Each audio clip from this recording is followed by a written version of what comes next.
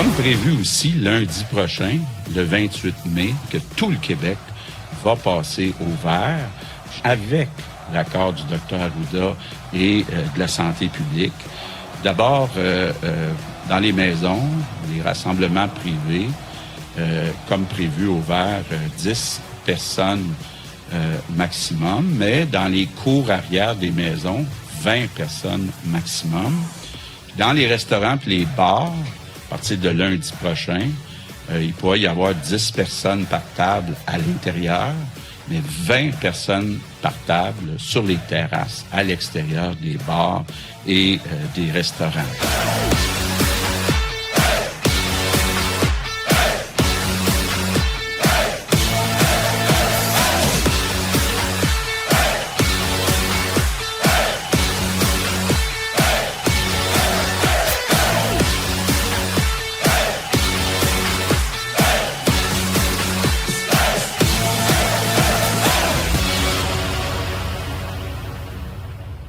La nouvelle est tombée pendant la première période du match de ce soir. La santé publique du Québec a refusé la demande du Canadien de Montréal d'augmenter le nombre de partisans au Centre Bell.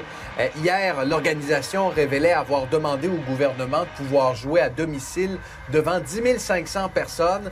Or, le conseiller médical stratégique de la santé publique avait affirmé que faire exception aux contraintes sanitaires, c'était très, très délicat. C'est donc devant 3500 spectateurs, tout au plus, que le tricolore pourra jouer vendredi à Montréal.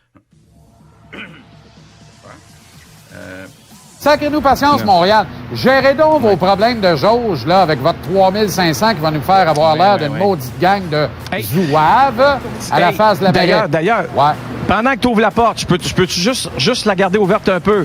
Oui. Sais-tu combien qu'il y a eu de cas ici d'éclosion à Tampa depuis qu'on a ouvert le building à quelque part? Ça a été tranquille. Là aussi, au début, c'était 3500 matchs, 3500 personnes, mais 2 semaines avant le début de la fin de la saison, on a ouvert beaucoup plus. Là, on est à pleine capacité ce soir. Combien y a-t-il eu de cas de COVID-19 là, qui s'est propagé ici au Amalie Arena? Donne-moi un chiffre. Je ne sais pas, j'ai aucune idée. Ah ouais, donc. Zorro! Zorro comme dans voilà. Ben, c'est ça. Mais on n'a pas le choix. Je vous dirais ça, là. Je comprends qu'il y en a qui sont tannés. On n'a pas le choix. Et vous évoquez, Dr Quach, justement la preuve vaccinale, parce qu'on ne cesse de répéter que les 2 doses de vaccin sont notre passeport pour un retour à la vie normale. Est-ce qu'il n'aurait pas été pertinent, est-ce que ça n'aurait pas été une occasion de dire aux gens, si vous avez vos 2 doses, ou même peut-être une dose seulement, ben vous allez pouvoir venir au Centre Bell voir les Canadiens de Montréal?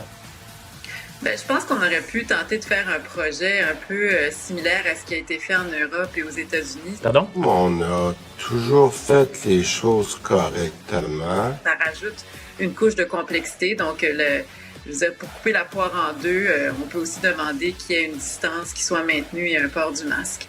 Je pense que tout ça... Dr Quach, en terminant, est-ce que vous ne craignez pas que tout ça puisse avoir un impact sur l'adhésion de la population aux mesures sanitaires et aux directives? L'AstraZeneca, en 2e dose, ça pourrait peut-être, une petite affaire plus, amener des effets secondaires.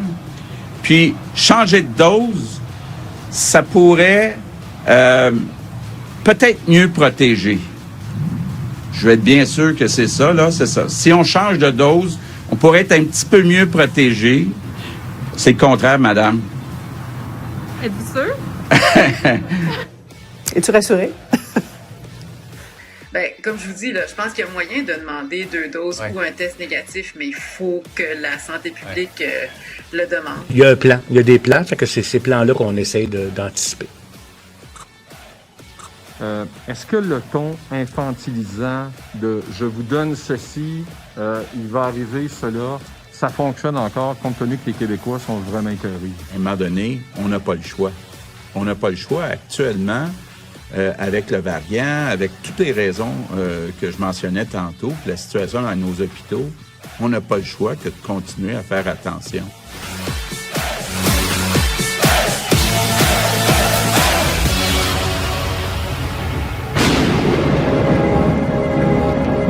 Il y a un mystère insaisissable